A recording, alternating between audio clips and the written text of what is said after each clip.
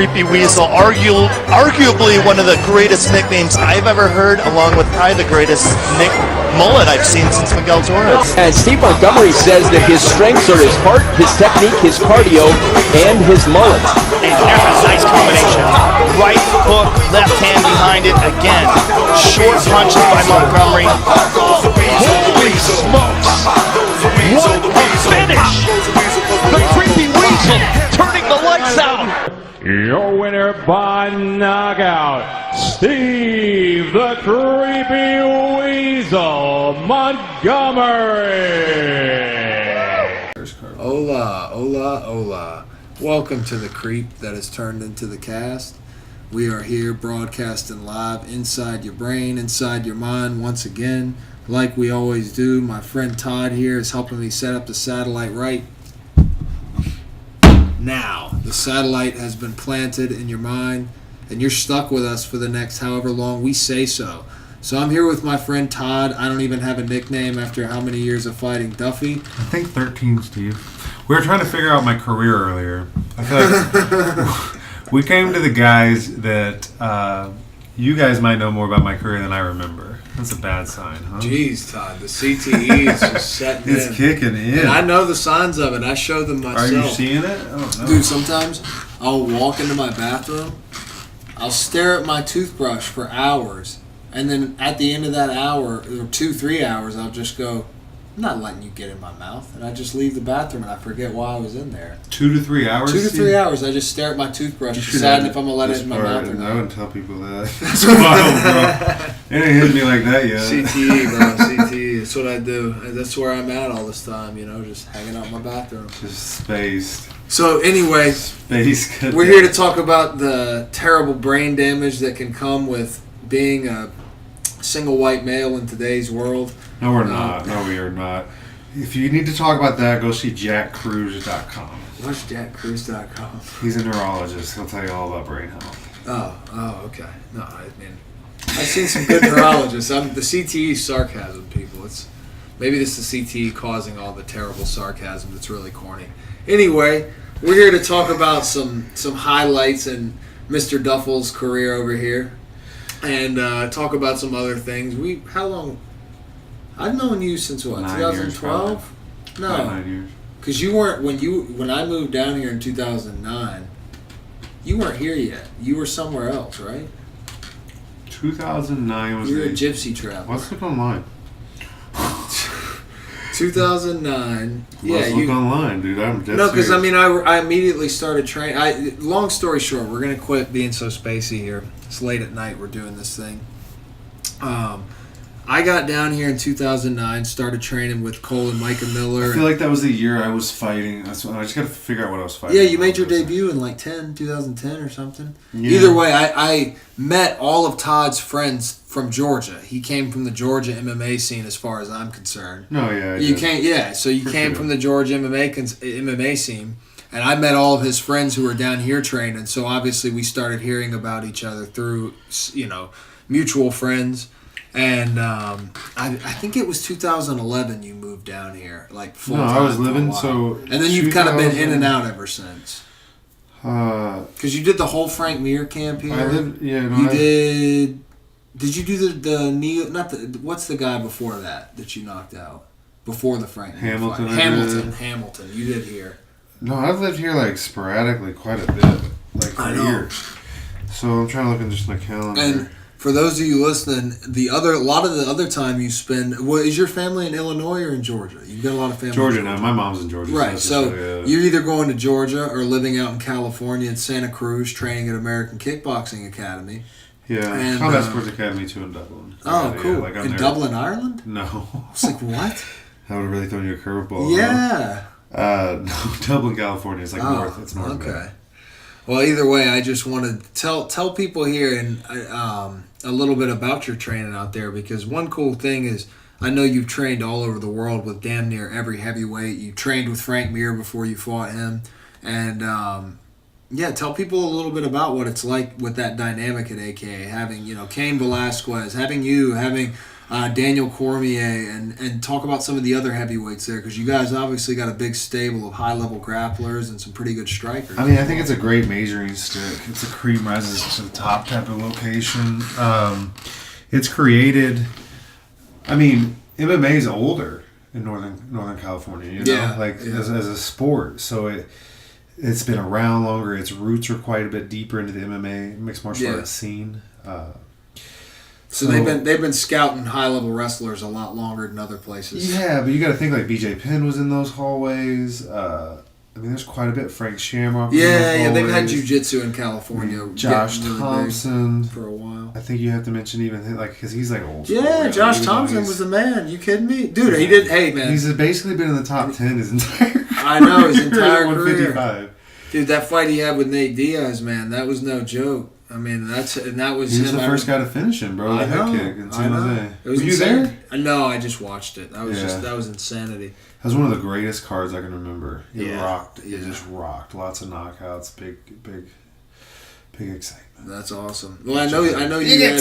How much did that? Because I mean, you've obviously spent a lot of time with a lot of the heavyweights over at our gym as well. I've seen you do really well with some of the big the big name, big guys, big grapplers. I've seen you do really well with them. How does that help you with the grappling, getting in there with Cormier and Kane just on your ass? No. I mean, it's just a great measuring stick. It lets you know where you need to be. Oh, okay. Measuring stick. Yeah. You're saying measuring stick. I was like measuring stick. Yeah, does it sound like major? Jeez, are you French or something? Measuring. That's what accent is that? Measuring stick. Measuring.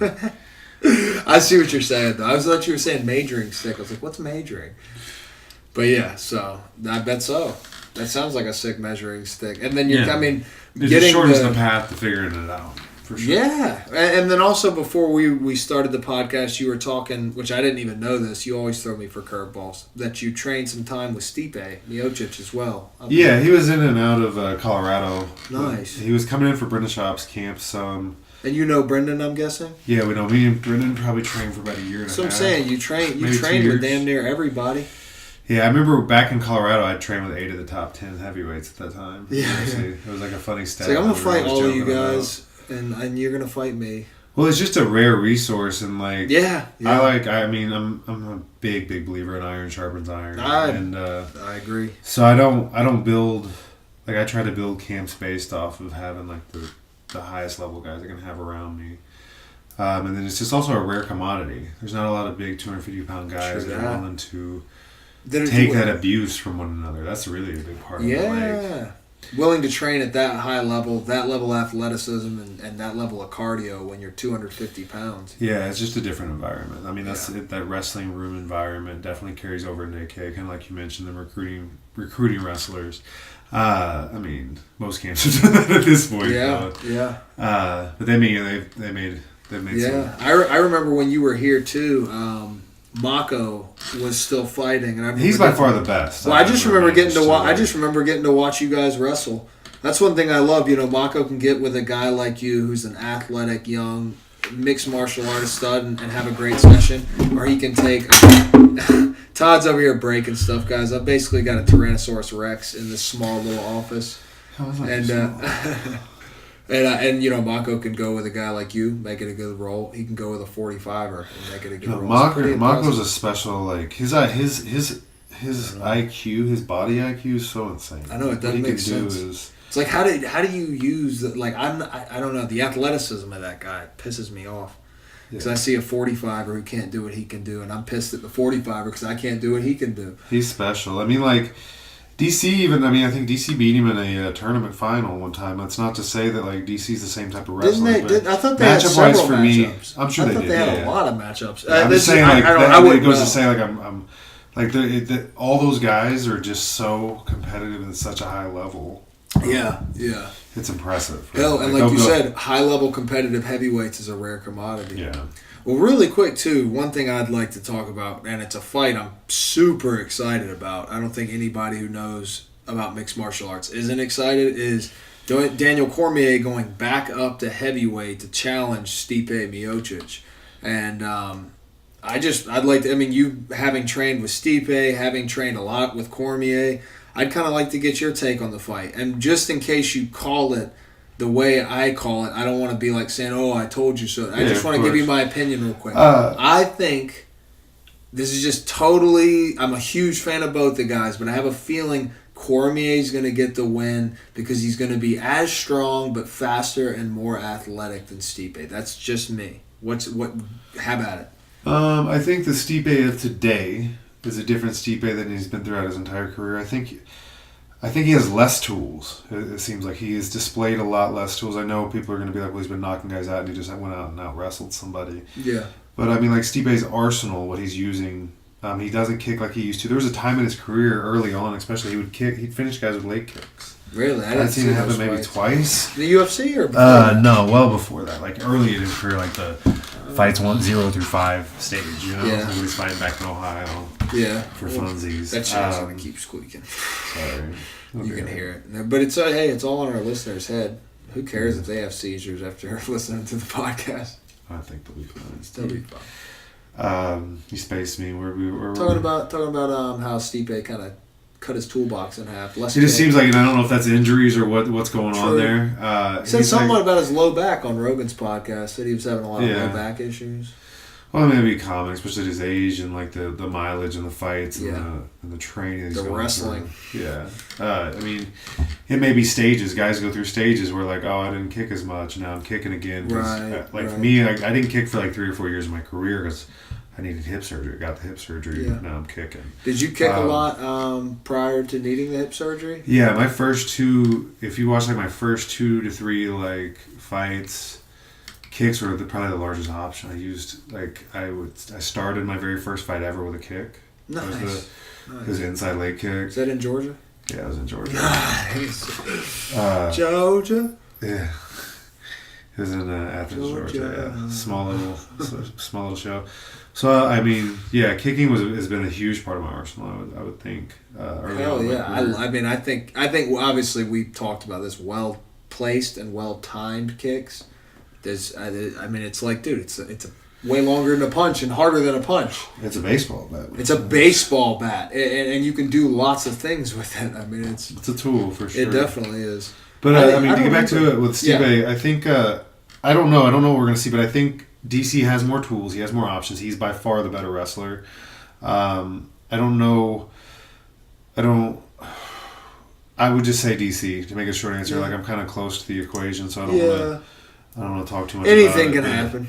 Anything can happen. Like there's things where I could see Stipe getting in an early knockout in the first round. Yeah, for sure.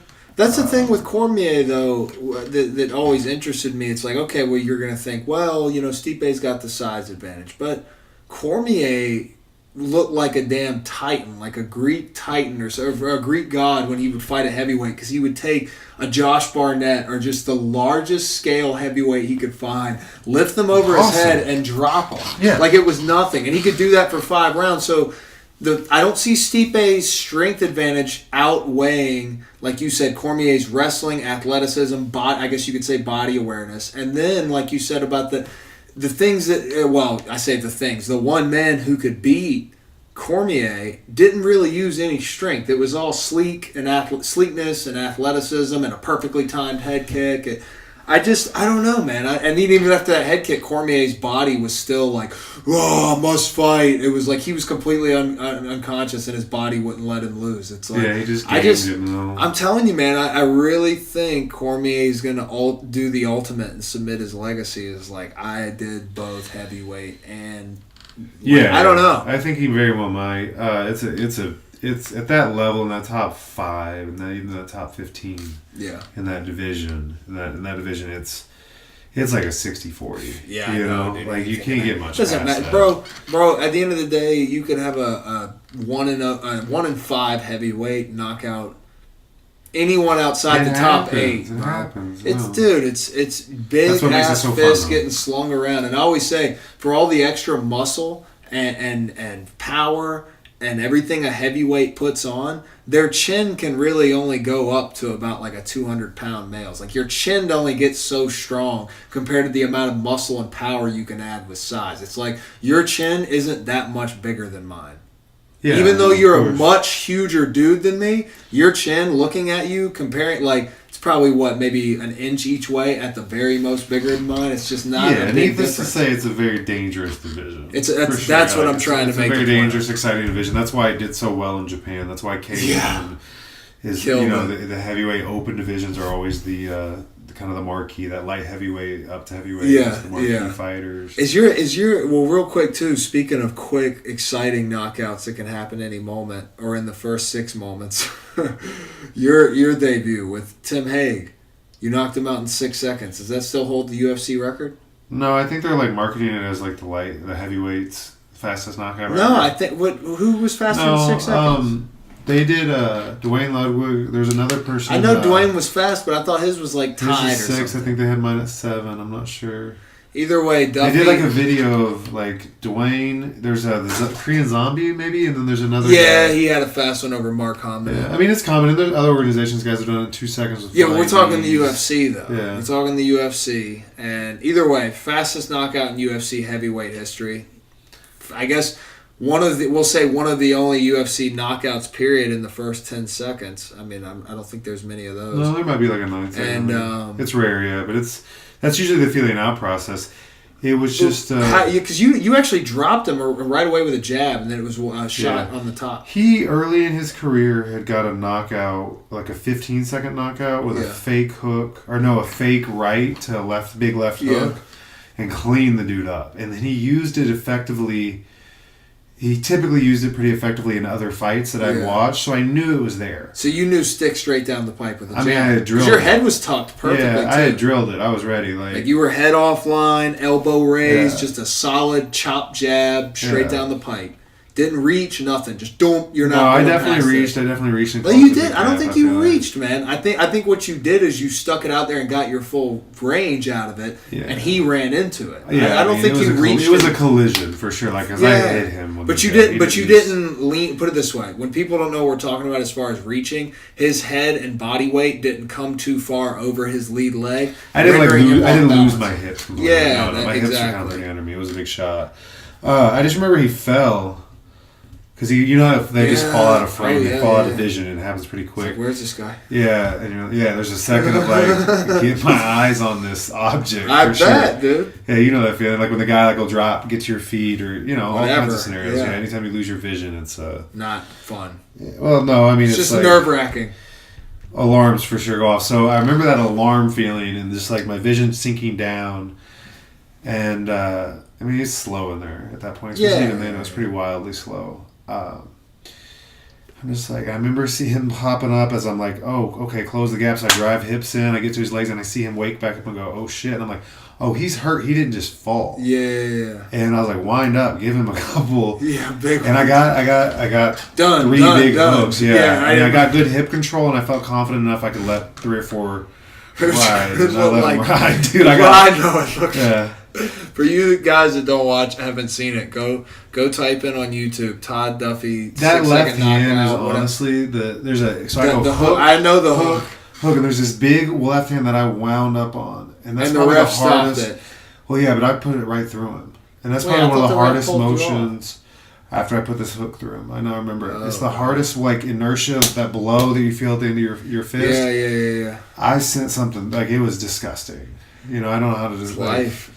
Yeah, no, but I'd never. It's hard to hit a bag. It's hard to hit a bag. Do you know what I'm saying? Because you got that adrenaline going. You're 5 seconds into your UFC debut, and this man's already dropped, and your dreams are standing in front of you, and you have a free, clean punch at your dreams. It's like someone giving you one of those punch machines to show how hard you can hit in a bar, and they're like, "All right, Todd, hit this thing hard enough, and we'll give you the $50,000." Yeah, no, the connection, when you see in video games that ching, the coins fall out the side of your head. It felt like a baseball, like a home run hit. You could feel it. Because I've clubbed guys where they've went unconscious. I've put them through, the snap, getting my power and everything behind it. I've clubbed guys and put them out. Dude. I've head kicked, I've kneed, everything. Everyone has a different sensation. And what was the guy's name, Todd? The Hamilton? Wesley Hamilton? Is it not? That sounds like an actor's name. Yeah, like Anthony Hamilton. I got it. Yeah, Anthony Hamilton. When you knocked him out, that was a really clean overhand, right? He Yeah, didn't that go all the way hurt- out, though. That hurt my arm. Didn't you? Yeah, you broke your hand or something, right? No, it hurt my arm because that's the arm that I came back with that nerve damage for the Parsons-Turner syndrome. Oh, dude, I forgot about Yeah, that was the comeback fight, so it was pretty cool. The Parcher-Turner syndrome, and before that, the hip surgery. Or was the hip after that? The hip was before that, a few years Okay, before. we'll talk about the going under the knife for athletes in a sec. Ugh, I feel you. Anyway, about the Wesley fight. Yeah, well, now what? Real quick, explain because I forgot about this. The What? How are you saying that? Parsonage-Turner syndrome. It's a Parsonage-Turner neurological syndrome. condition, I guess, is the best way it can be described. Alright, bro. And what? What is this? What is Parsonage Turner's syndrome? Yeah. Sounds like parsnips, but with an itch. Parsonage. Okay, what is this? It's just a neurological condition is the best way to describe it. They don't really know. It's a syndrome. What were your symptoms? Because I remember you telling me about them, but, I'm selfish. Best way, right. I mean, your arm shuts down. Like, I woke up and thought I had a stroke for a second, but it was on the other side. It was on my right side. So obviously I knew, I'm like, no, I'm alive. Everything's good. Did I pinch a nerve? So I went to a chiropractic friend, like the first person I know I could just get some dialogue with that has, that's any idea of the human body. Right. So I walked right in his office the day. I'm like, hey, Brink, I need help. Like, if my hand's not working, it's the pinky and the ring finger like twitching. I have no control. Yeah, I'd be flipping out. Yeah, and I mean, I've had stingers throughout my football career. I had stingers throughout fighting. They happen regularly. Like, that's not a concern, but like, so I thought I'd really pinched a nerve. I was like, oh boy, here it is. Like, this one's going to stay. And it was probably a bit worse than the stinger, and it was a different sensation, so I didn't really know. I thought I had pinched a nerve. Needless to say, it's like, I can't write. I have no, like, it took me about 7 weeks to get to where I could write again. So basically, they don't necessarily know what happens, but the nerve, like the brachial plexus gets incredibly inflamed. The brachial plexus runs, pretty much controls your entire arm's function. So your nerves go on strike. Yeah, and it's like, it just gets damaged. Like, they think either it could be a virus, they think it could be, they don't know. It's a subset of symptoms. It's pretty much all Parsons-Turner syndrome. What did they do to treat it? They don't. I mean, you just have to wait for your nerves to heal. They didn't do shock therapy on your balls? Sadly, no. I wish. I did get an internal massage for my hip surgery though. So nice. No, you gotta put the electric probes on your taint. Yeah, I missed the full experience, Steve. It's called taint probing. Next time I'll get the full experience. But then the Parsonage-Turner syndrome. That just if I woke up and couldn't. I mean, it was scary. Like, it was just a real reality. It's like, I had to retire. Like, I took 12 doctors to diagnose me. Yeah. They were working together. I mean, I'm out in Northern California, so I'm dealing with like Stanford doctors, things like this. Yeah, like, these guys are on top of their game. And they're like, and finally, I remember the doctor that wanted to tell me, like, well, here's the deal, dude. He's like, nobody wants to tell you. Here's what I think it is. Here's pretty much what your diagnosis is and what we've all agreed on. And he's like almost crying, trying not to tell me because nobody wanted to tell me. You know, because they're basically like, hey, your career is done, dude. Yeah. It's over. Walk away. Because at this point, I'm probably 3 weeks removed. I've had cortisone shots. I was on prednisone. Oh, okay. So still can't write. Yeah. Still can't use my arm. The amount of atrophy is pretty impressive. I remember seeing it because I remember you came and visited over here, and I remember seeing your. It was very impressive. Like, even now, the amount of atrophy is kind of impressive. Like, check this picture out. That's from the shoulder, though. Now, right? No, that is not. So my surgery arm, if you look at it, my surgery arm is the left one. Oh yeah, and it's jacked. My right arm is like, oh wow. Yeah, it's dead. So it still affects me to some degree. It has made this surgery of the other shoulder rehab. It's made it a lot more difficult.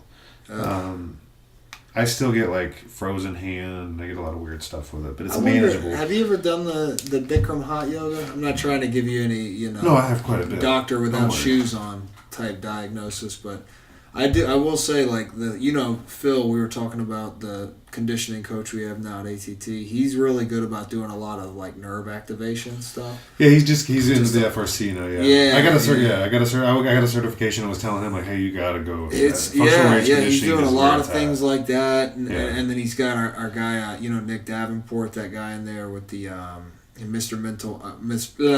Mr. Mental Muscle. He's been doing a lot of like neuro training with us. He uses like the Fit Light system, other things.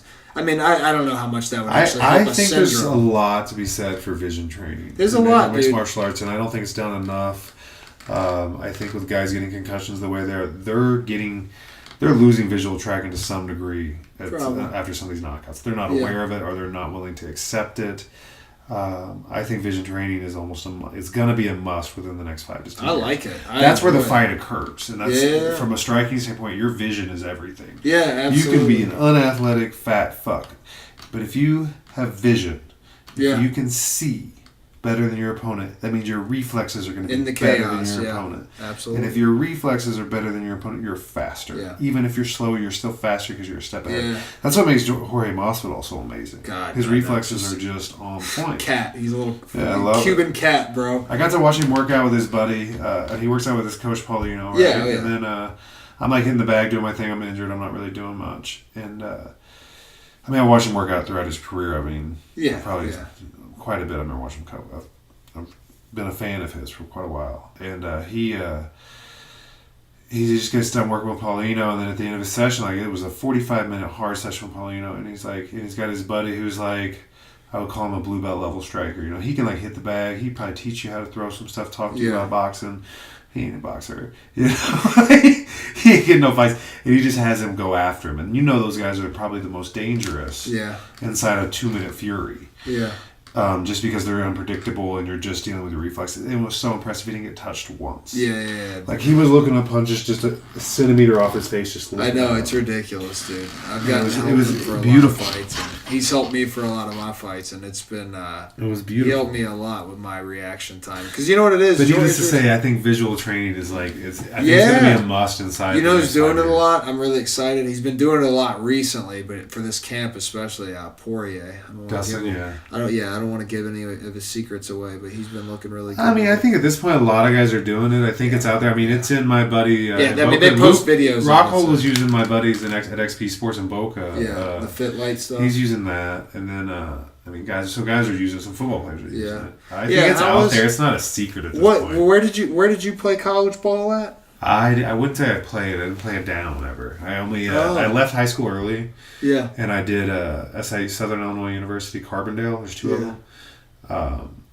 And but you played for Georgia. No, D1 AA. I went to Georgia on academic scholarship, actually. Oh. At that point, I was fighting. I didn't. What'd you major in? Desire to play football. What'd you major in? Exercise science. Yeah, they gave you a scholarship. That's cool. Yeah, that's all right. Todd was a nerd in school. I was briefly, I don't know. You were briefly in there. Yeah, I got the grades maybe, but I didn't necessarily do all the work. Yeah. But what, the training in football? I honestly, I got spring training, strength training, overall but I didn't. Training though, just training in general. Like, how much are you taking shots constantly? Like in the sense of how fighters used to spar all the time, guys are sparring less. In football, I imagine when they're running plays and running downs and drills and stuff, they're constantly taking impact and little kink in their neck and stuff. Yeah, of course. I hurt my neck my freshman year in football. I was a running back. Yeah, and since that point, I've had neck issues. In every facet. It turns out I actually left playing at SIU. I got my scholarship taken away for Brandon Jacobs to get one, who's played in San Francisco. He's good running back. Good NFL player. But it turned out I had fractures in my C4 and C5. Jesus. So but they were previous, but that was enough to say undisclosed injury, you don't get a scholarship. Sorry.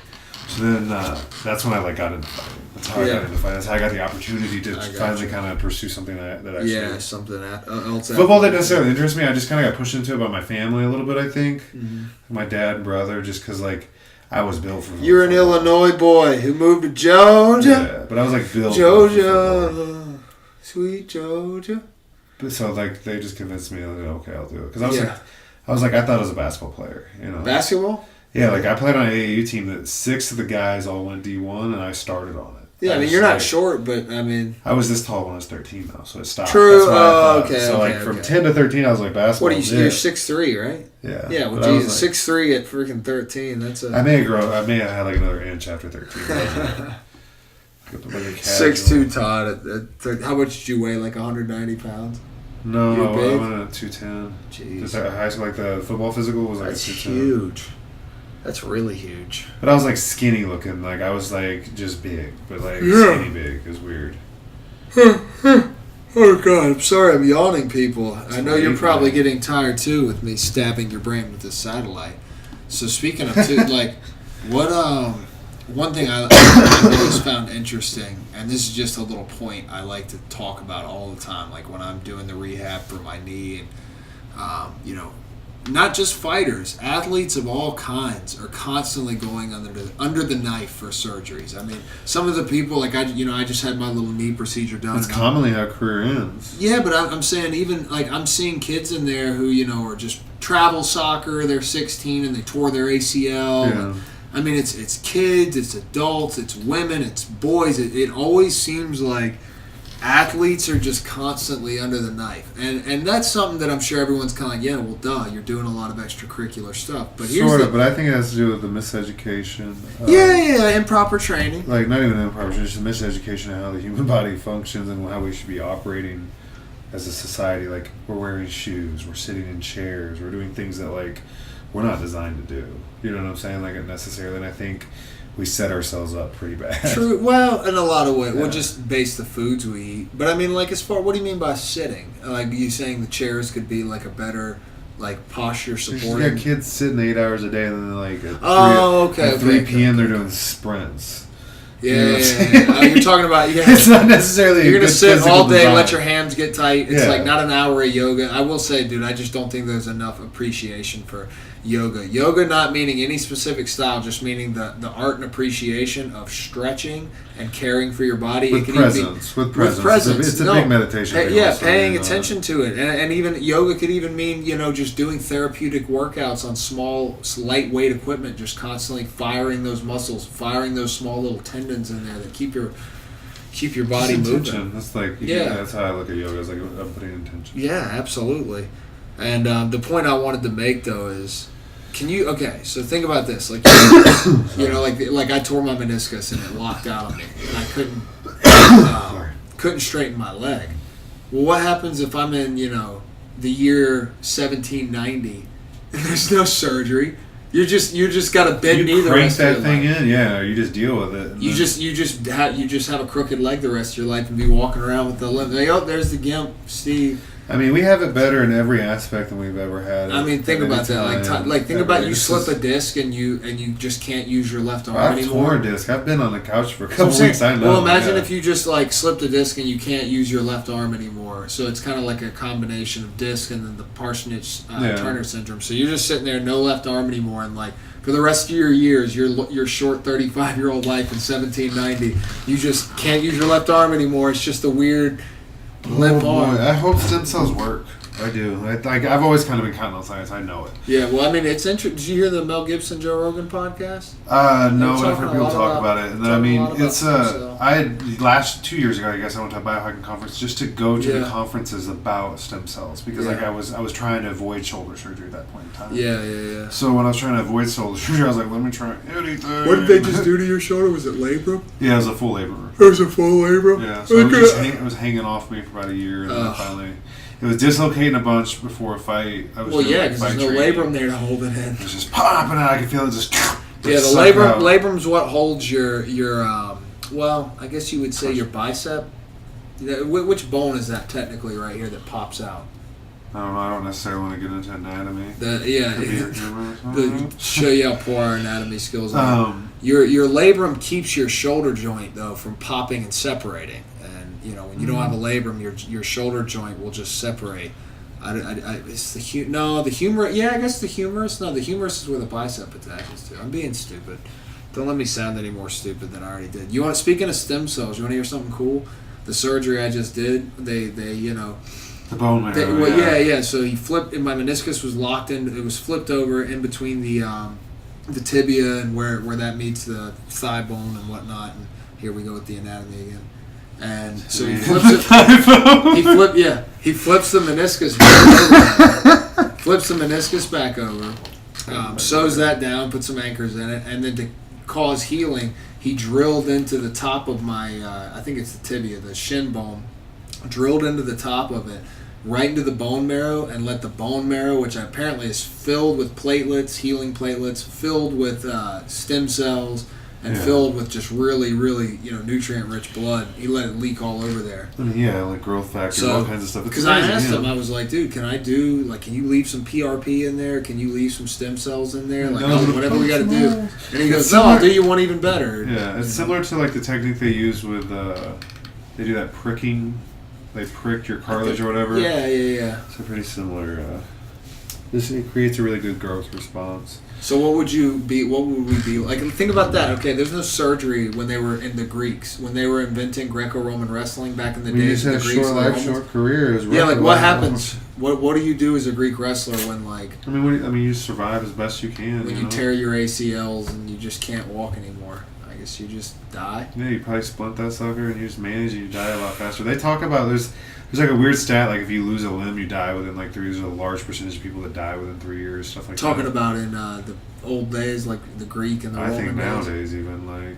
I don't know about that. I know dudes. I mean, look at Nick Noel. That dude's a G.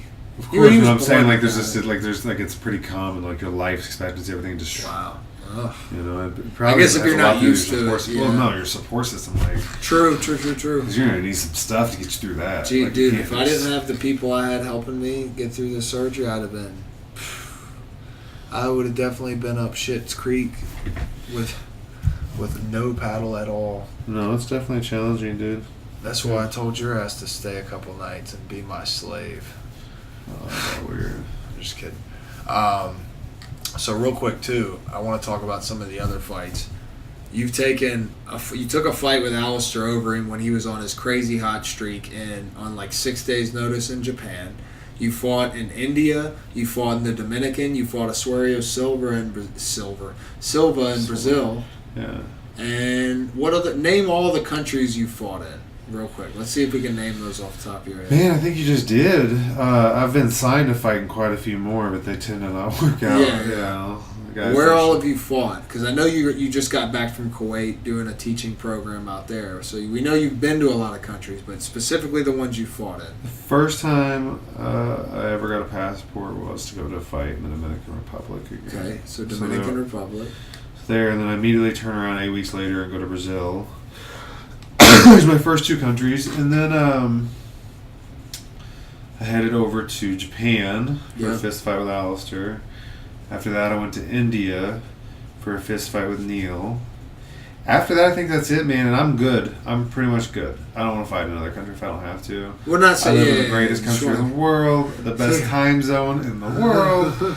I'm good. I've done it. Like, I know I can do it. I think as a heavyweight, it'll probably be necessary because, like, you're a it's free pretty show common, to these other and it's nations. a pretty common main event slot for these foreign countries, dude. They love them some heavyweight drama.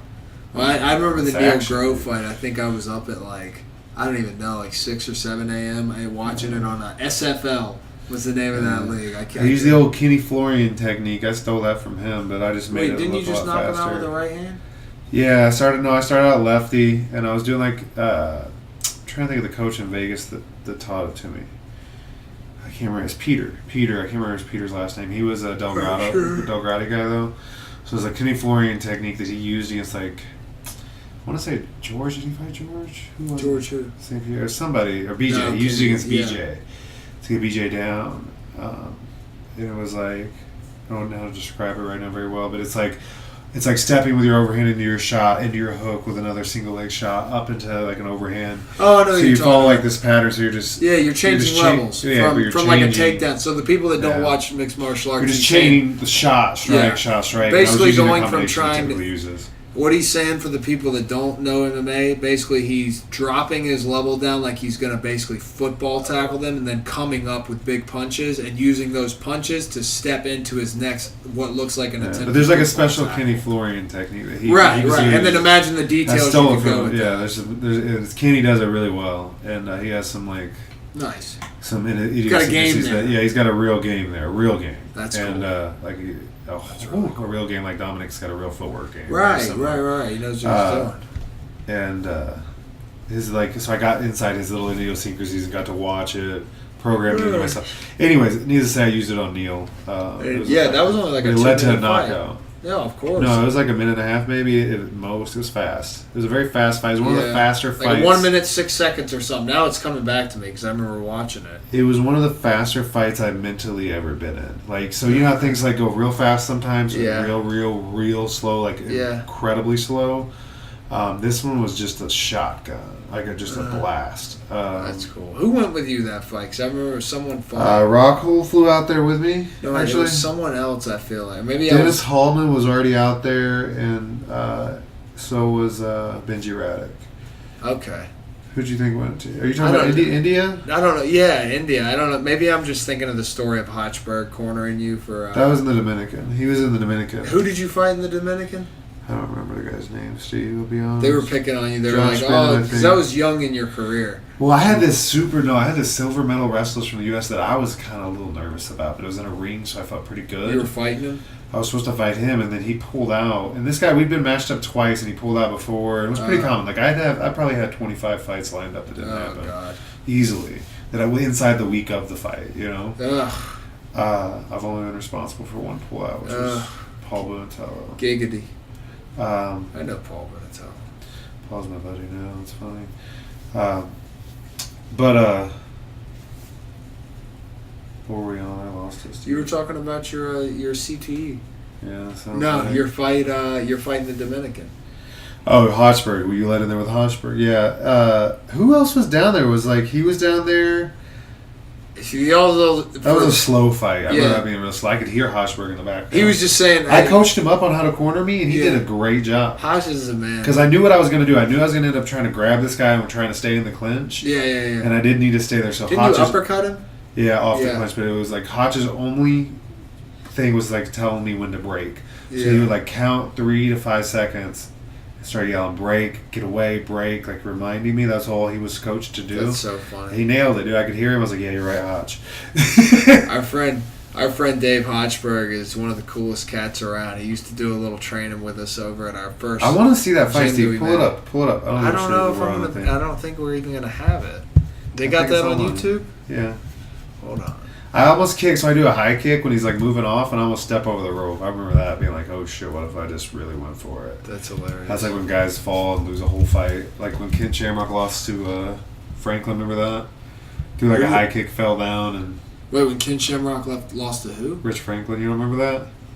Oh, yeah, no, absolutely. I know exactly what fight you're talking about. It was a huge pivotal moment in Rich's career. They really like blew that up. That blew him up, yeah. It blew him up insanely, so... and Todd, you were in Never Back Down too. Yeah, I was. I forgot. Todd never backs down. I don't know if that's gonna pull it up, but Todd Duffee. I'm trying to think of the guy's name. No, scroll down. Neil Grove. It was less than 30 seconds. Oh, there's that Batman scene. I haven't seen that. Todd Duffee, Kazit. Man, that may not pop up. There's a lot of other stuff. Let me find out who the guy's name is and I'll put it in. I want to hear what you think about it. Alistair Overeem versus Todd. Frank Mir. I'm looking for all this stuff. I don't see it. All right, we'll have to put the link up for it when we find it later. No, I want you to see and tell me about it, Steve. I have to see this right now. Yeah, I'm gonna force you. Is it gonna have Dave in it? Yeah. You can cut this out, Steve. Trust me, it'll be fine. Verse Josh Bennett. Alright, verse Josh Bennett. You can totally edit this out, Steve. I'm not going to edit it out. I'm going to make them listen. Still right there. ANFC 2, Todd Duffee. Shout out to Theo. They make Chimera coffee. It's some good stuff. It's got nootropics in it. Theodore, I can never pronounce his last name. He'd hate me for this. I'll put the link up for some of these folks out there. Jeez, it's got a lot of views.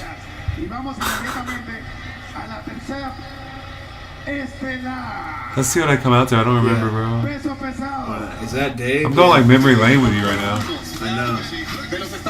Wait, that's Roger Crawl. Yeah, Roger's down. Roger's the man. Roger Crawl went with you? I thought that was Dave. So Dave's met Roger Crawl before? Hell yeah. Shorty wanna be a thug. That's what I came out to. Shorty wanna be a thug by Tupac. Dominican Republican. That's hilarious. Oh my god. Look at me. I'm trying to go like I'm mid-stage growing the hair out. You're like 22. Where's Dave? I didn't see him. He was there. You handed him something. I'm such a Dave Hotchberg fan. Dave's the man, dude. Okay, there's Roger. I forgot that's who it was. I couldn't remember, man. Sorry, Roger. Roger's great. He's one of my favorite coaches I've been around, but I haven't got to work with him enough to be honest. But like his game is solid. I really like it. His striking style is great. He's a very good coach. Josh was actually a pretty seasoned guy. I remember that. He took it on 3 weeks' notice because that guy pulled out that I was telling you about. He ain't scared of you. But the game plan was punch into the clinch, put him on the cage, break, clinch, punch, break, clinch, punch. Because I didn't want to box with him. Okay. I didn't want to box with him for some reason. You're trying to get dirty with him. Yeah, I wanted to dirty box him, but that was the camp that he was from. That's what made it so silly. Was he from? He was from Team Quest. He already looks hurt. Jeez. Yeah, but he covers up like this. This is a common like technique he uses. Yeah. So I was just always wanting to be on his head. And break, clinch, punch, break, clinch, just for that. Well, you get free shots when they do that. And I figured something will land, but I'm going to town, huh? These ropes were so, look at them. They were. Jesus. Just missed it. That rope's just trying to fall through. You just swung a home run and completely struck out. Yeah, or like swung for a that head kick, yeah. The head kick, yeah, for this. We'll put the link up in the description to this video. People are listening. Type in body shot. Isn't it weird how much more damage you do in a fight than when you do in training? I'm vicious. I'm foot stomping at one point, probably in this fight. In the Swear fight, I for sure did. Any chance I get the foot stomp, I'm about it. I'm about breaking somebody's foot. Hey, people, type in ANFC2, Todd Duffee. Superman punch to uppercut. Todd St. Pierre over here. This is when George was at his heyday, probably. What is this, 2009? 2008? This is 2007. Yeah. So maybe right before He'd George. have been in his heyday. Yeah, there it is. Game time. I knew that Oh, this is the most embarrassing part, Steve. Watch this. This is hilarious. Remember Jay-Z's Get That Dirt Off Your Shoulder? Yeah. You remember that? You should be ashamed. I went for it, dude. I definitely went for it. I don't know where that came from even. That's hilarious. I was in college at University of Georgia at the time. So it came from there, I guess. The double pickup, Steve. How about the double pickup? What do you think of that? Why didn't Hodge do it? I don't know where Hodge is at. Hodge is shy at this point. Like, this is his first corner ever. He's cornering some 22-year monster. That's hilarious. I was at University of Georgia, living with Kill Yarborough. They published it in 2010. Okay. That was after, yeah. That's I told him to. I was like, yeah, that's fine. Go ahead. Because I used to back then. You used to hide your fighting style. You were supposed to try to keep. No, it I know secret. you're supposed to keep it. It was hard to secret, get fights when people found out about you. All right, this. It's like, it's over. We got to do some sponsors real quick because people have really bad attention spans, and if I don't do it, they won't listen. So guess what you need to buy, people, right now. If not, I will shut your mind off and you will never wake up again. It'll be like Inception within an Inception within a dream within an Inception. First one, Garden of Life, people. The greatest supplement company ever. Like ever. They got lots of good stuff. They got all the good stuff. They just came out with a whole new line of brain products. MCT oil. They've got a couple of different supplements you can take with healthy fats that help your brain function better in different types of ways, make it feel some type of way. They also have plenty of protein, greens, all sorts of other vitamins for joints, hair, just literally check them out, people. GardenOfLife.com. You can find it in all the supplement stores. You can find it at the grocery store. But if you go to GardenOfLife.com, use the promo code Ambassador20, you get 20% off. So that seems to make sense to me, correct? GardenOfLife.com. Check out what supplements you need, and then use the promo code Ambassador20. Sorry, Steve. And listen to Todd cough. If you'd like, he can do it right in front of your face and get you sick with Parsonage-Turner syndrome. No, dude, that's not. It's contagious, bro. It's contagious. Ow. My next sponsor is PureSpectrumCBD.com. They just sent me 2 double care packages, and they are awesome. They sent me the healing salve. They sent me a vape pen with a really highly concentrated vape cartridge of CBD. They sent me a bunch of CBD-infused gummies, the little dropper full of the liquid, so tincture. They sent me all these good products. They really are great. I've been using them on my hurt knee. I've been using them for other things, and it really is just an awesome product. So use the promo code The Creepy Weasel. When you go to PureSpectrumCBD.com, 15% off. Makes sense. So go check out their site, guys. They have a whole list of great products, and it's definitely worth seeing. So, my last but not least, and definitely my most stylish sponsor, WeAreDapperTies.com. They gave me an ad to read to keep your attention span. I always do it in some horrible accent, some terrible impersonation, just to go ahead and save your ears from the trouble. When you go to WeAreDapperTies.com and use the promo code CREEPY, it'll get you free shipping on whatever order, as long as you're inside the United States of America. They're knitted, they're affordable, they are very, very unique. They really are. I'm going to save you the trouble altogether, and I'm not going to read the ad tonight because I promise you, you wouldn't want to hear it. I'm exhausted. Oh, So- no, Steve. Oh, do you really want to hear me read it in a Honey Boo Boo accent? No. I can't even do a Honey Boo Boo accent. I'll come up with one tomorrow. Wasn't she just famous for being, like, obnoxiously spoiled? I think just like super white trash. I honestly don't know. I never even saw the show. Oh, God. I just think it's like a super white trash scenario.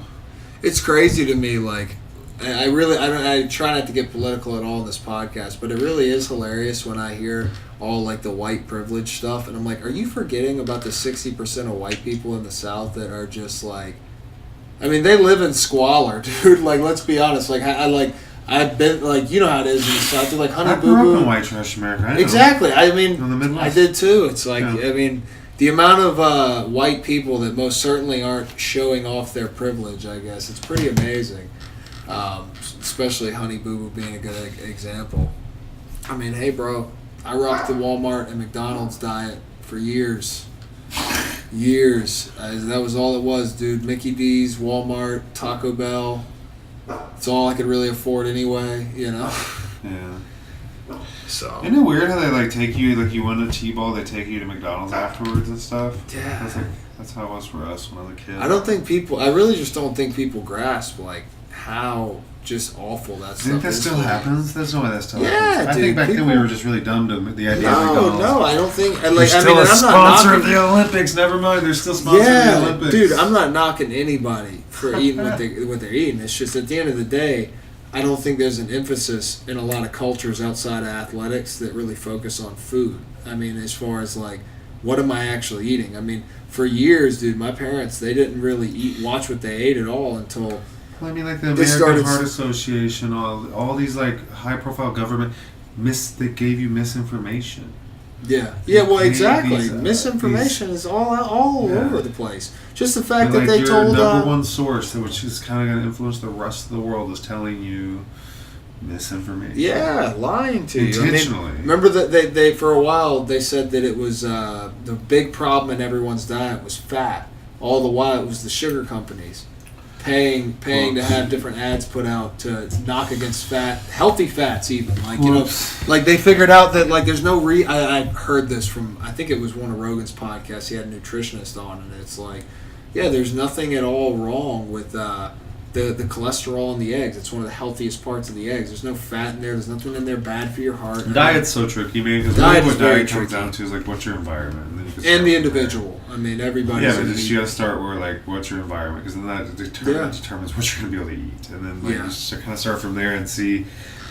I mean, it's a very debatable topic. Like they got this guy. You still do carbs, right? Yeah, I have like a autoimmune situation with my skin now from getting sick real bad one time. What is And, that called? so- You were telling me about it.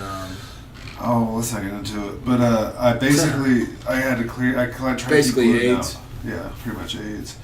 Close enough to AIDS, like cancer. But I still eat carbs. I still like. I Yeah. can't go keto. I know some people I don't- just can't. I really consider keto just from like the inflammation aspects. Yeah.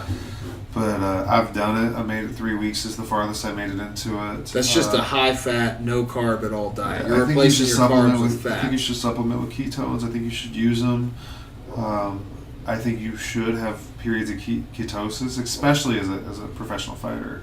Like I would say, like the week after your fight, I would definitely try No to get carbs myself at all? into ketosis. Ketosis mean, oh, we got a poodle. Ketosis meaning what? I don't know. I'm not familiar with what ketosis means. I know about the I don't wanna ketogenic break- diet. Yeah, that would be. Just give me a quick concept of what ketosis is. Like, just a point where your body's not inflamed because it's not having to digest all the complex carbs. Is that what it's talking about? Or? You're running off ketones instead of basically sugar. Okay. That's what you're typically running off of. So your liver starts to produce the ketones because now you have no sugar to process. Oh, okay. So Yeah, basically, sugar. it just I don't know allows sugar you. It basically is- allows your liver to get its full potential because it's not processing things like sugar and Well, complex ketones carbs. just behave a lot differently in the body. Gotcha. So basically, what you're saying is, I need to get a keyboard and start playing the right ketones, and my body will just start growing like I'm on steroids. No, I don't think you'll grow much, but your endurance might kick up a little bit. So I'm For basically sure. doing EPO if I play a keyboard at the right ketones. No, I think the big thing is you get this focus high off of it. A lot of people will equate to like an nootropic feeling. So I got to start playing piano. You could. It would not be a bad maneuver. What? You could stave off that CTE you're worried about. Oh, bro, I'm telling you, 2 hours talking to the toothbrush, bro. I just sit there talking to it Oh, sometimes. Steve, you have to tell people that that's hopefully you can forget it from the CTE soon enough, right? Bro, I haven't forgiven my toothbrush. It's been mocking. It's literally, I mean, would you be mad at something that's been raping the inside of your mouth for years? I mean, hashtag me too, bro. My freaking toothbrush has just been doing terrible things to the inside of my mouth. You feel like that? I don't feel like that. I feel like you'd probably get things like thrush and things in your mouth if you weren't using a toothbrush. That'd be like a large guess. All right, well, we're gonna end this Creepcast on a story Thrush. time. On a story time. I mean, any type of entertaining, fun, hilarious story you're willing to share. From any of the fights, it could be non-fight related. man. Like your time teaching in Kuwait, some of your far travels. Funny, crazy, wild stories. Let's think Steve, about some on of the the- spot. You could have Yeah. given me days to prepare. Think about some of the Could've gave small me days. MMA shows in Georgia and some of the things you've seen on that. Seen a lot of fights in the back. I know that. Well, just talk about one that is just hilarious. You'd have to give me a topic, and then I have to work from there. Talk about Scott Blevins. I'll tell you a funny story. Oh, Scott Blevins. Oh, I can't. UFC's underdog. Was he like a fake? Was he fake or no? Dude, he was the number one. Bro, that was the G. That was the most gangster MMA fighter ever. He was 0-21 out of Indiana. What do you think gets in their head? Like, what happens? Because you I see think- that happen I to guys. think They he- go I think he 7-fight had- losing streak, No, I losing to think guys he they're had, better like- than. I think he has, like, issues because now he, like, you remember he got in trouble for, like, molesting his own daughter or something? Oh like, wow, he- yeah, that's he's- the story that I really probably should remember. Yeah, he's got some issues. He, well, I mean, that could be concussion related, kind of similar to like what's going on with Brett Rogers. Bro, I whatever it is, bro, he's got some mental issues. Well, I think like you're seeing these guys get real wild after their careers. You think football was bad. I think fighting could end up being worse. I don't know, man. You see some guys that have taken shots and you know them and they're just the most chill people ever. I think it's each one such an individual case. You Of know, course. it's hard to really say and generalize because you see so many different examples with some of the same. 0-21. Remember Sean Salmon too? He went on like a I didn't follow 0-9 that guy. tear. Oof, Like it's like he was in the UFC and then he couldn't win a fight afterwards. He couldn't have paid to win a fight. that sucks.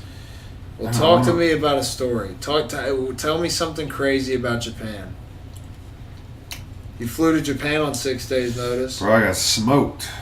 So what? I Who missed cares it about the overhand. He fight? landed it overhand. That's how I Yeah, but remember who it. cares about the fight? Let's talk about the travel, like going there, like It was just overwhelming. Like you're pretty focused. Oh, dude, here's the record. Hold on. 1, 2, 3, 4, 5, 6, 7, 8, 9, Scott Blevins? 10, 11, 12. He lost 12 fights in a row. who did? Sean Salmon. That He was sucks. actually a good fighter, but like something happened. It was after his. Rashad fight. No, it was a few fights after. He went on. I think he went on a losing streak after that too. I want to look. No, he didn't. He just lost to Allen after that. Beat Jason Freeman. Beat William Hall. Lost to Travis View, which is not a bad. Like Travis is tough, man. Tough veteran fighter. Who was that one guy who's like 200 and something and 50? You know, fights on all the small shows. Heavyweight guy. Travis Fulton. Fulton? Yeah. Travis Fulton. What's his record? Like 258 and 54? Yeah, there'll never maybe be another guy like that. Well, maybe, but it'd That's be hard. insane. Or Jeremy Travis Moore. View was very close. I Jeremy know. Moore was in the 80s. Travis View. That's who had, reminded me of it. had quite a few. People, can you imagine having like 80 MMA fights let alone 300. And the ties, dude. Travis Yu has 98 MMA fights that are recorded, but that means he's probably fought Yeah. over 100. Those guys have been fighting since before the record system. I got fights that aren't recorded. He even fought Josh Haynes. Like he was winning fights, losing fights, and then he just won a fight in decision. Won a decision fight in the Mayor's Cup. I don't know what that is. I don't know. And then he lost. It was crazy. Like he just couldn't win a fight. It was like he was losing to guys that he was better than. You know. Hey man, it's a mental game. You ain't got a team out there to pick up the slack. It's like, oh, you gotta do that yourself. If these hands right here ain't working, the work don't get done. Okay. Okay. You hear me, kid? It's all in your head. I think so. You see shit like that. Who's the 0-21 guy? Scott Blevins. Don't even get into that. Remember that? What's that one guy? Mike. That's wild. Mike was telling me about him. It was so hilarious. The guy who's all about stevia. Stevia. What's his name? Yeah. Man, I can't remember that guy's name. Dan He was something. wild. Dan what? Him and Diego Sanchez did a video together. Did they? No Yeah, I way. They got swear. behind the same camera together. I swear, it's Dan. That had to be some pure trailer. Dude, it's so hard. funny, dude. Like just. Dan something. You guys got to go look up Dan Stevia. It's this guy who used to like freak out. He would cuss you out on camera, telling you that Stevia. Dan Quinn. Ryan Quinn. Yeah. Always, every time I see Ryan Quinn, I think Dan Quinn, guys. You got to look it up. He's literally so convinced that stevia is the cure for cancer, and the government's been hiding stevia for all this time.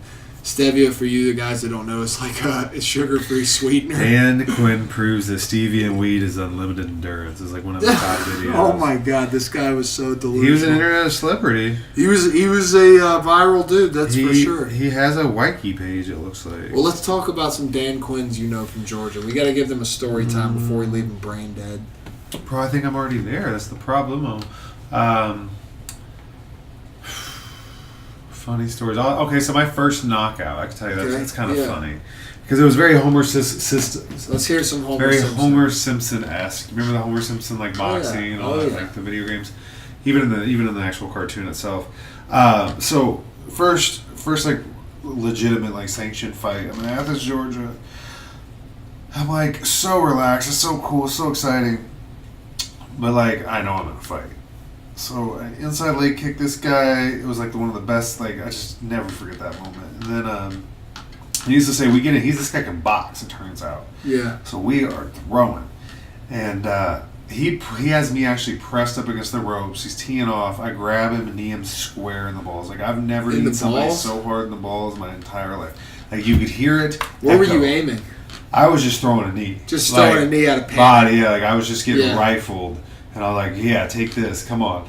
Like, trying to get into the fight, basically. Yeah. And I could feel it. I knew it was like a perfect, like, just... Nut shot. Picked him up off the ground when you actually see it on film. And he dropped his hands like you would, like, just grabbed his own stuff and, like, tried to keel over. But I got my knee down, because you drill, knee straight right hand, right? Especially at that time in my career, I was doing that quite a bit. That right hand was already coming, Steve. I saw him hurt. I didn't know. The ref didn't see the knee to the balls? No, and the truth be told, the ref was my homie. Oh, he was trained in the terrible. same gym. So listen, it's totally terrible. It's totally terrible. I shouldn't even tell the story, but I think it's like way past the statute of limitations and whatnot. Yeah, so so it's you cool. knee him in his balls. So I knee him square. The whole crowd hears it. The guy drops and I rifle just a solid straight right hand on the temple, right on the side of his head. He drops. Ow. He's out of it. He's not with it at all.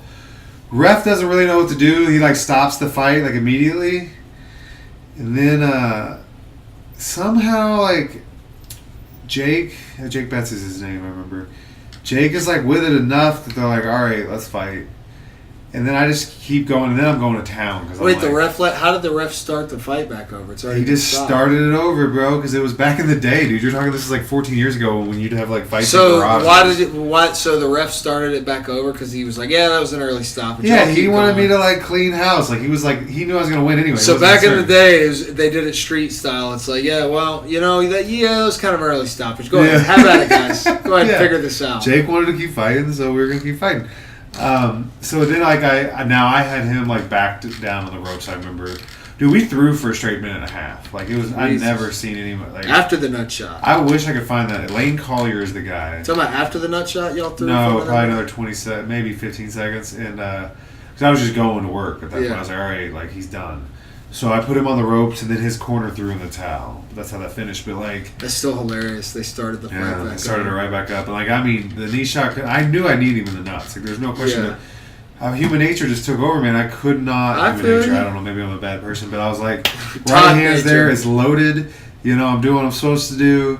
Yeah. Ref hasn't stopped it. That's really the rule. That's the rule you always go by. So that's why, like, the ref is your if friend. you're a pro cop, you're gonna knee a guy twice in the nuts if you find yourself on the cage. So you're gonna get, dude, that just goes to show cage fighting is him and not, Congo are just like, that's their story. Cage fighting is not fighting, dude. In a real street fight, and you're doing, you know, eye gouges, nut shots. Oh, of course. Cage fighting is not even probably the best great example of martial arts because that cage makes it a power game. That cage it changes things. But then again, you think though, dynamic. If you're in it's any, a weapon. But any type of confrontation you're in, there's eventually there's going to be a wall or a barrier or something. Unless you just fighting a dude in an open field, which hey. The thing about Pride is you saw a lot more pure martial arts technique because they were in an open format. So guys had to hit. But you also saw dudes going for really good stuff, and the ropes just ran out of the way, and they would lose what would have been a perfectly good takedown because they fell through the ropes. Yeah. So. I think Josh Thompson ran into that problem one time before when I was watching. Yeah. I don't know. I like the cage better than the ring, personally. I like the way the ring looks. I like the cage more because it plays more of my game. I just like it. I think it makes more sense. It taught me how to wrestle. Yeah, true that. That's for certain. All right, people. Well, before you go brain dead, I'm going to go ahead and yank that satellite out of your brain. Your brain is free to go. This is the Weasel's Tail Creepcast episode. What is this, 12? I don't know. Ooh, this is number 12, bro. Featuring Todd. I don't even have a nickname yet after 13 years in fighting. Duffee, thanks for helping me destroy these people and spread some of our CTE through the air. Jeez, through the airwaves. Gotta work on that. Later, I don't agree. You agree. Trust me.